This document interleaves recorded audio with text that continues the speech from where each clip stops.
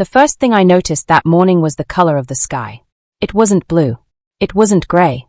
It was that quiet, washed-out silver that comes right before the sun decides whether it wants to shine or hide. The kind of sky that feels undecided, like it's holding its breath. I stood at the bus stop with my coat pulled tight around me, the fabric worn thin at the elbows, my hands stiff from the cold and age. A group of teenagers laughed a few steps away, their voices sharp and alive, and for a brief second, I wondered what it must feel like to belong so easily to the world. Across the street, the glass windows of a cafe reflected my image back at me. I didn't recognize the woman staring back. Her hair was tied too tightly, gray strands refusing to stay hidden. Her shoes were practical, scuffed at the toes. Her shoulders curved inward, not from weakness, but from years of learning how to make herself smaller. I looked away before the reflection could say anything cruel. That was the morning my daughter didn't answer my call. Not the first time, but something about the silence that day felt heavier. Final. I pressed the phone to my ear anyway, listening to it ring, then stop. No voicemail greeting anymore. She had removed it months ago. I imagined her rolling her eyes at the sight of my name lighting up her screen. My name now something inconvenient, something embarrassing. I lowered the phone slowly, the way you do when you already know the outcome but still hope to be wrong. A bus hissed to a stop in front of me. The doors opened. People climbed on. I didn't move, because standing there, under that silver sky, I couldn't stop thinking about the first time my daughter ever held my hand. She was 4, maybe 5. Her fingers were small and warm, wrapped tightly around mine as we crossed a busy street. She looked up at me with absolute trust, her eyes wide and unafraid. "Don't let go," she had said. "I won't," I promised. And I meant it. I kept that promise for decades. She didn't. I raised her alone. Her father left when she was 2, a quiet exit that felt loud for years afterward. There was no dramatic fight, no slammed doors. Just a suitcase gone from the hallway one morning and a note that said he wasn't built for this life. As if fatherhood were a faulty coat he could simply return. I worked wherever someone would hire me. Cleaning offices after midnight. Serving coffee to strangers who never learned my name. Folding clothes in retail stores where mannequins lived better lives than I did. I learned how to stretch meals, how to smile when I was tired, how to cry silently so she wouldn't hear me through the thin walls of our apartment. I learned how to become invisible. My daughter, though, shone. Even as a child, she had a presence. Teachers loved her.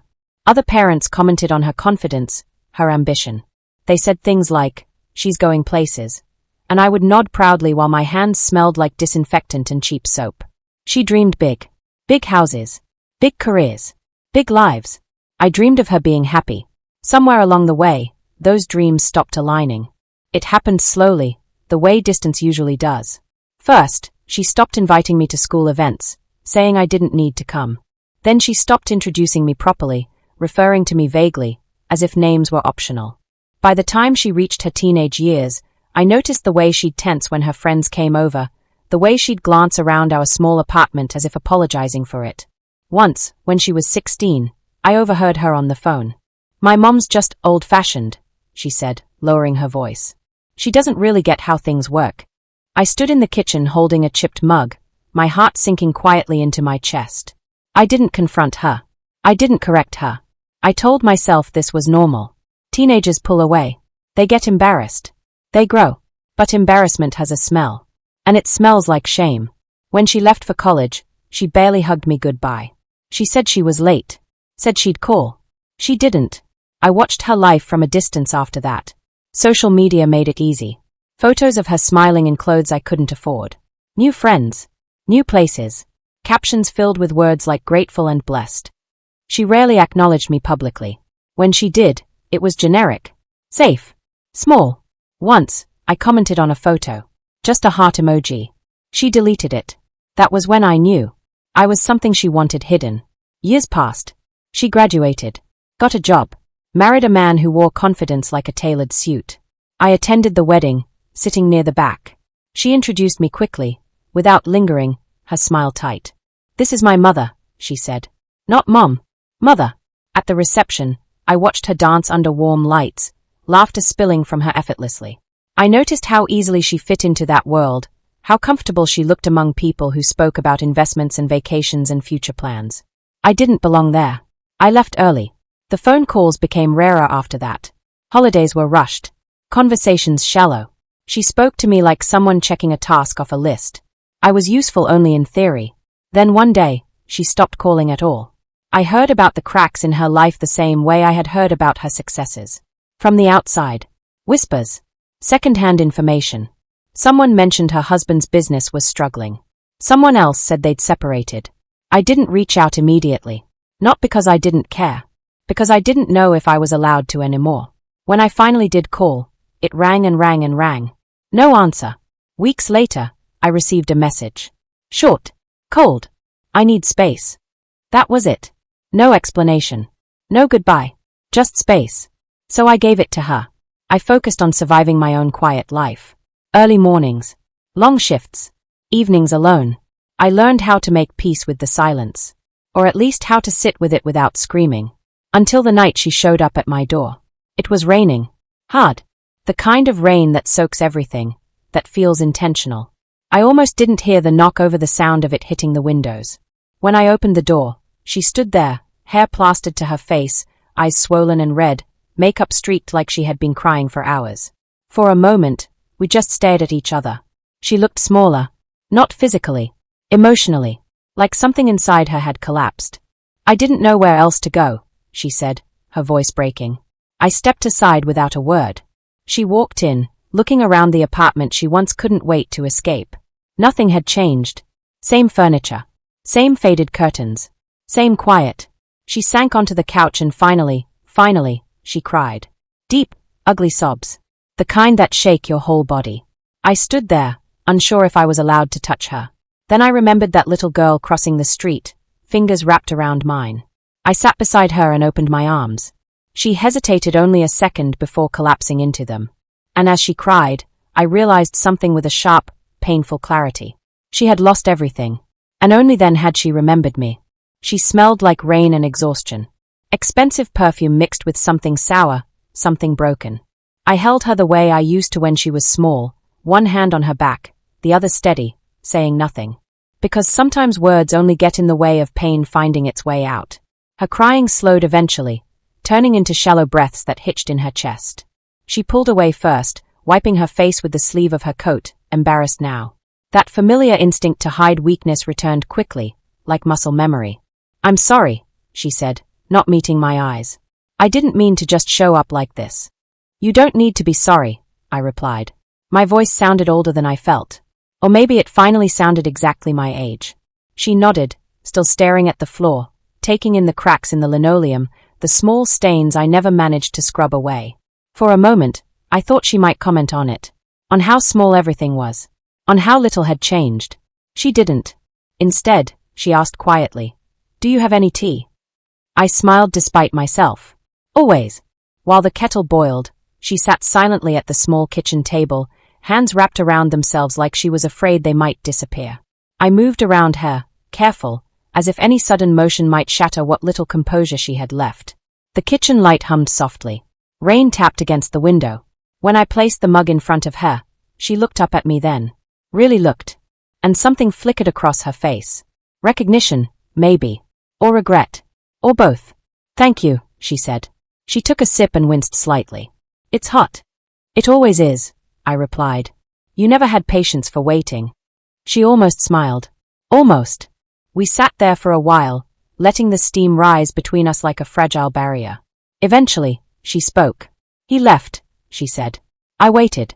Everything fell apart, she continued, words tumbling out now. The business, the house, the friends. They were his friends, I guess. Or maybe they were just there for the good parts. When things got bad, they disappeared. I listened, not interrupting, not asking questions.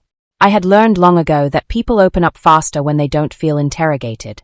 I thought I was doing everything right, she said, frustration edging into her voice. I worked hard. I made the right connections. I didn't want to struggle like you did. There it was. The unspoken comparison finally spoken aloud. I didn't want that life, she added quickly, glancing at me. I mean, I didn't want to struggle. I know, I said gently. She frowned. You do? Yes. She looked surprised. You never said anything. I didn't need to, I replied. I could see it. Her eyes filled again, But this time the tears didn't fall.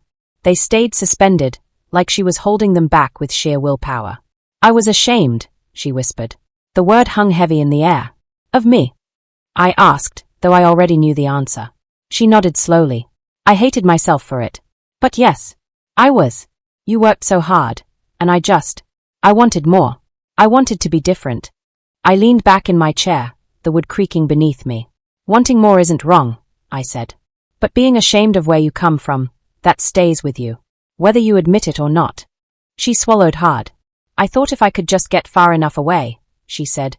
"If I could build a life that looked successful enough, then that feeling would go away." "And did it?" I asked. She shook her head. "It got worse." Silence settled again, heavier this time. That night, she slept on the couch, curled up like a child, one arm wrapped around a pillow. I watched her from the doorway before turning off the light, noticing how tired she looked without her armor, without the curated life, without the distance. Over the next few days, she stayed. At first, she said it would just be a night or two. Then she stopped mentioning leaving at all. She tried to help around the apartment, though she clearly wasn't used to it. She offered to replace things, fix things, buy things. I declined gently each time. Not out of pride, out of understanding. One evening, while we were eating dinner, she asked, "How did you do it?" "Do what?" I asked. "Live like this," she said, gesturing vaguely, without resenting it. I thought about that for a moment. About all the nights I cried into pillows. About all the times I wondered if my life had somehow gone wrong. I didn't always, I admitted. But resentment is heavy, and I already carried enough. She nodded slowly, absorbing that. As weeks passed, reality caught up to her. Job applications went unanswered. Savings dwindled. Phone calls went unreturned. The world that once welcomed her now barely acknowledged her existence. One afternoon, I came home from work to find her sitting at the kitchen table, staring at her phone. Her face was pale. "They are foreclosing," she said quietly. "The house." I tried to fight it, but... She didn't finish the sentence. I pulled out a chair and sat across from her. "You'll figure it out," I said. She laughed bitterly. "I don't even know where to start." "That's how it always begins," I replied. That night, she cried again. But this time, it wasn't just grief. It was fear. The kind that strips you down to your bones. She started taking a job at a local cafe. It wasn't glamorous. The pay was modest. The hours long. She complained at first. About the customers. About the manager. About how unfair it all felt. Then, slowly, something shifted. She came home one day with sore feet and a tired smile. "A woman tipped me extra," she said. She said I reminded her of her daughter. I smiled. "How did that feel?" She shrugged. "Nice." Weeks turned into months. She stopped wearing the expensive clothes that didn't fit her life anymore. She learned how to budget, how to cook simple meals, how to exist without an audience. One evening, as we folded laundry together, she said, "I never thanked you." "For what?" I asked. "For always being here," she said. "Even when I didn't deserve it." I folded a towel carefully. "You didn't need to deserve it," I replied. "You're my daughter." She looked at me then, really looked, and I saw something new in her eyes. Respect. Not the shallow kind. The kind born from understanding. She started asking me about my life. About my childhood. About the things I gave up. About the dreams I never spoke aloud. And for the first time, she listened. Not politely. Not out of obligation. But genuinely. One night, she said, "I thought success would make me untouchable." I nodded. "It never does." She exhaled slowly. "Losing everything was the worst thing that ever happened to me." She paused, then added softly, "But it's also the first time I've ever felt real." I reached across the table and squeezed her hand. "Sometimes," I said, "we have to lose the version of ourselves we're protecting to become who we actually are." She squeezed back. Months later, she moved into a small place of her own. Nothing fancy. Nothing impressive. But it was hers. She hugged me tightly that day, longer than she ever had before. "I'm proud of you," she said. I smiled. I always was. Now, she calls me every day. Sometimes just to talk. Sometimes just to listen. She introduces me proudly. Says my name. Says Mom. The shame is gone. Not because she built something bigger, but because she finally understood where she came from. And me. I never stopped loving her. I just waited for her to find her way back. Time has a way of revealing things you were too tired to notice while you were surviving. After she rebuilt enough of her life to stand on her own, after the urgency softened and the panic no longer lived in her chest, something else began to surface between us. Not conflict, not gratitude, but memory. It started one afternoon when she came over unannounced, holding a small notebook. "I've been writing," she said almost shyly. I smiled. "You always did that." She looked surprised. "I did." "Yes," I said. "When you were younger, you used to hide notebooks under your mattress." She laughed softly. "I forgot about that." She sat down and opened the notebook, flipping through pages filled with messy handwriting. "I'm trying to make sense of things," she said. "Of who I was, who I thought I had to be." I watched her fingers trace the edge of the paper. "That takes time," I said. She hesitated, then asked, "Can I ask you something, honestly?" "You always can." "Did I hurt you?" she asked. "Back then, when I kept my distance, when I acted like you embarrassed me." The question landed carefully, like she was afraid it might break something. I didn't answer right away, not because I didn't know, but because I wanted to choose the truth that would heal instead of the truth that would wound. "Yes," I said finally. "You did." Her shoulders tensed. Her eyes filled. "But," I continued, "you didn't destroy me. You didn't take anything away that I didn't already know how to survive without." She wiped her cheek quickly. "I don't know how you forgive like that." I shook my head gently. "This isn't forgiveness. This is understanding. Forgiveness comes later. Sometimes." She nodded slowly, absorbing that distinction. There were moments after that when guilt crept into her voice, when she tried to overcompensate. Buying things I didn't need. Offering help I hadn't asked for. Saying sorry too often. One day, I stopped her. "You don't need to punish yourself to prove you've changed," I told her. She looked at me, confused. "What do you mean?" "I mean growth isn't loud," I said. "It doesn't announce itself. It just shows up consistently." She exhaled, relieved. "I'm still learning that." So was I. As months passed, our conversations grew deeper. We talked about choices. About fear. About the invisible pressure to perform a version of success that impresses strangers but starves the soul. One evening, as we washed dishes together, she said, "I used to think you stayed small because you didn't believe you deserved more." I handed her a plate. "And now?" "Now I think you stayed because you knew what mattered." I nodded. "I didn't stay small," I said. "I stayed grounded." She smiled. "That's a better word." She began to tell people the truth. Not the polished version. Not the edited one. The real one. About losing everything. About sleeping on a couch. About relearning humility in a cafe uniform. About finding strength where she once saw weakness. Some people listened. Some didn't. But she no longer measured her worth by their reactions. One day, she invited me to a small gathering at her new place. Nothing fancy. Just a few friends she'd made recently. They greeted me warmly. Asked me questions. Listened. At one point, someone said, "Your mom raised you well." She didn't laugh it off. She didn't deflect. She said, "She really did." I felt something loosen in my chest that I didn't realize had been tight for years. Later that night, after everyone left, she sat beside me on the couch. "I used to be so afraid of being seen as ordinary," she said. "Now I'm afraid of being disconnected." "That's wisdom," I replied. She leaned her head on my shoulder again, a habit that had quietly returned. "I'm glad you didn't close the door on me." I rested my cheek against her hair. "I never will." There were still hard conversations. About her father. About abandonment. About the anger she had buried under ambition. She admitted she had blamed me for staying when he left, as if endurance were a flaw. "I thought if you had fought harder, maybe he wouldn't have gone," she confessed once, voice trembling. I took a deep breath. "Some people leave because they are empty," I said. "Not because you didn't fill them enough." She cried then. Not because of pain, but because of release. As time moved forward, something unexpected happened. She began to defend me. Not aggressively. Not loudly. But firmly. When someone made a careless comment about settling or low ambitions, she spoke up. When old acquaintances dismissed lives that didn't look impressive, she challenged them. She was no longer running from where she came from. She was standing on it. One afternoon, while walking together through a quiet park, she said, "I think losing everything saved me from becoming someone I wouldn't recognize." I smiled sadly. Sometimes the fall teaches us what the climb never could. She stopped walking and turned to me. You're stronger than anyone I know. I shook my head. I'm just consistent. She laughed. That might be the same thing. Years from now, people might hear her story and think it's about failure and recovery, about loss and resilience. But for me, it will always be about something quieter, about a door that stayed unlocked, about love that didn't demand recognition, about a woman who waited without waiting.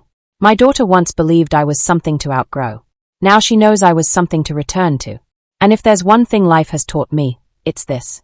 Sometimes the greatest lesson a child learns is not how high they can rise, but where they can fall and still be held. She didn't leave all at once. Life never works that cleanly. She took her time, like someone relearning how to walk after a long illness. At first, she would still come back on weekends, sitting at the same kitchen table, drinking the same tea, talking about small victories and quiet failures. I learned her new routines by heart. I could tell what kind of day she'd had just by the way she closed the door. If it was gentle, she'd had a good shift.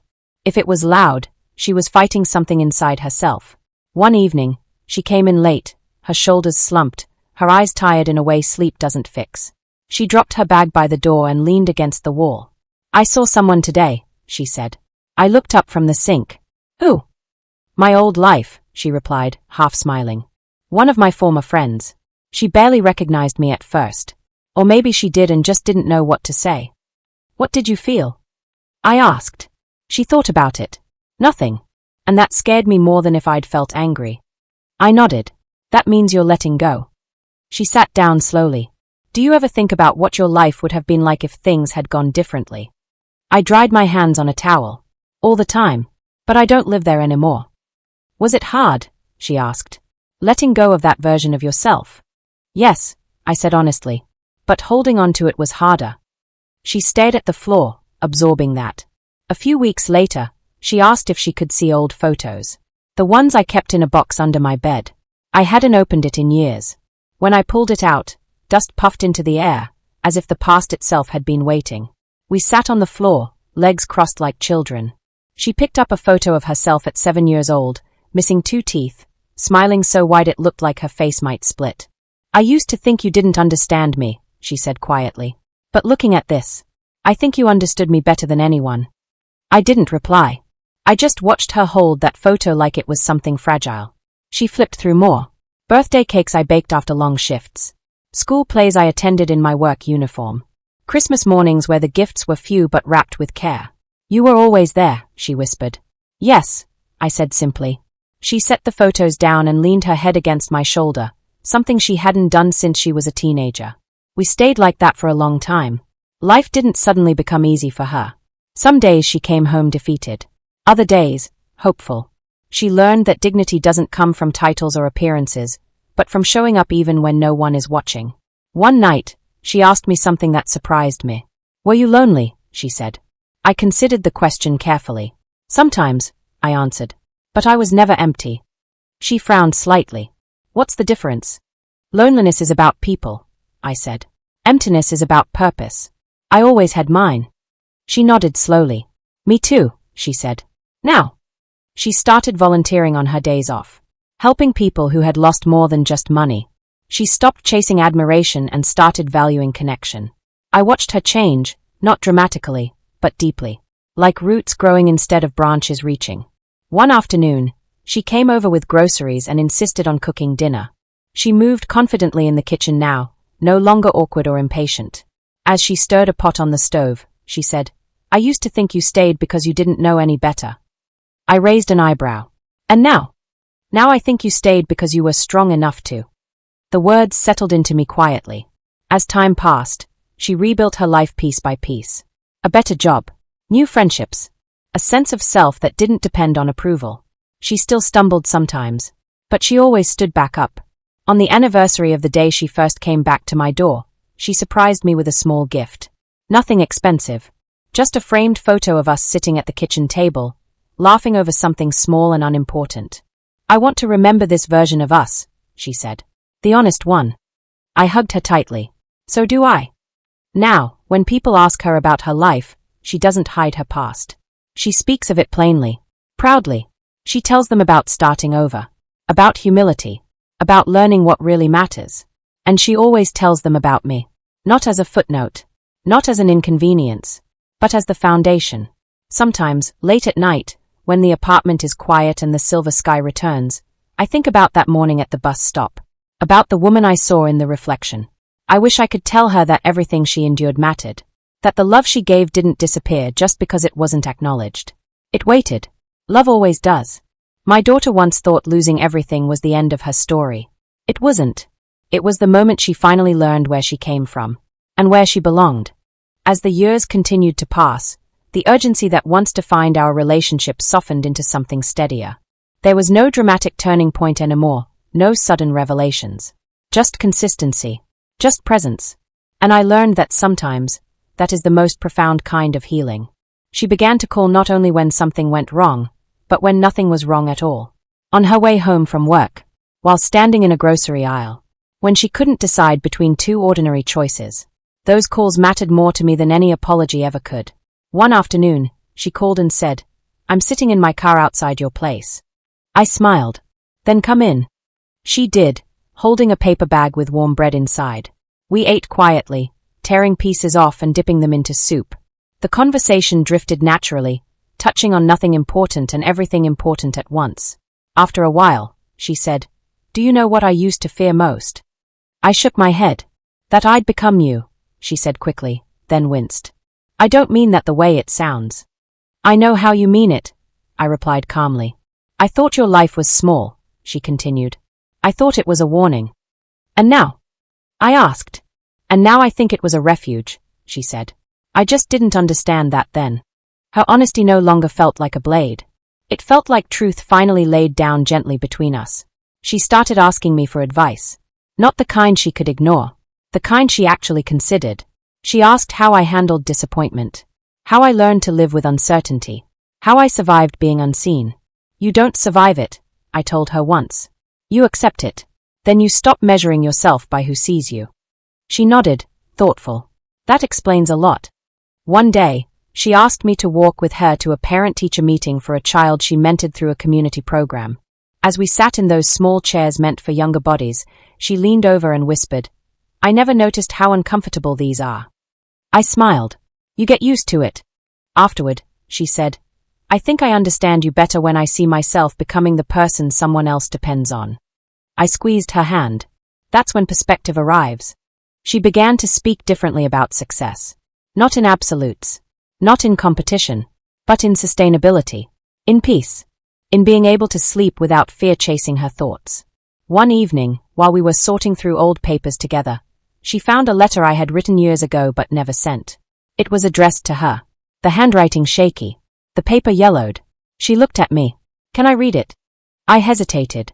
Then nodded. She read silently, tears streaming down her face. When she finished, she folded the letter carefully and held it to her chest. "You wrote this when I stopped calling," she said. "Yes." "You didn't blame me," she whispered. "There was no point," I said. "You were already carrying enough." She looked at me like she was seeing me for the first time all over again. "I don't know how you loved me through that." "I never loved you less," I replied. "I just loved you quieter." That night, she stayed longer than usual. We talked until the city outside the window went dark and still. Before leaving, she turned and said, "I'm glad you didn't become bitter." I thought about that long after she left. Bitterness had knocked many times over the years. It had offered itself as protection, as justification, as relief. But I had learned that bitterness feels powerful only until you realize it costs more than it gives. Months later, she invited me to a small ceremony. Nothing official. Just a moment. She stood in front of a group of people she'd grown close to, people who knew her story without embellishment. She spoke about losing everything. About pride. About the illusion of distance being the same as independence. Then she said, "The person who taught me the most about strength was the one I tried hardest to outgrow." She looked at me as she said it. I didn't cry. Not then. I felt something deeper than tears. Something like closure settling into place. Afterward, she hugged me tightly. "Thank you for staying," she said. "I never left," I replied. Now, when I think back to the years when my calls went unanswered, when my presence felt inconvenient, I don't replay them with anger. I see them as part of a longer story. One that required patience more than justice, endurance more than victory. My daughter once believed I represented everything she feared becoming. Now she knows I represent everything that made her survival possible. And if anyone ever asks me how I handled being a parent who was slowly pushed aside, I tell them this. I didn't fight the distance. I didn't demand understanding. I didn't try to prove my worth. I trusted that truth, like love, has a way of returning when it's ready. Some lessons can only be learned after everything else is stripped away. And sometimes, the quietest person in the room is the one who holds the door open, long enough for someone else to finally walk back through it.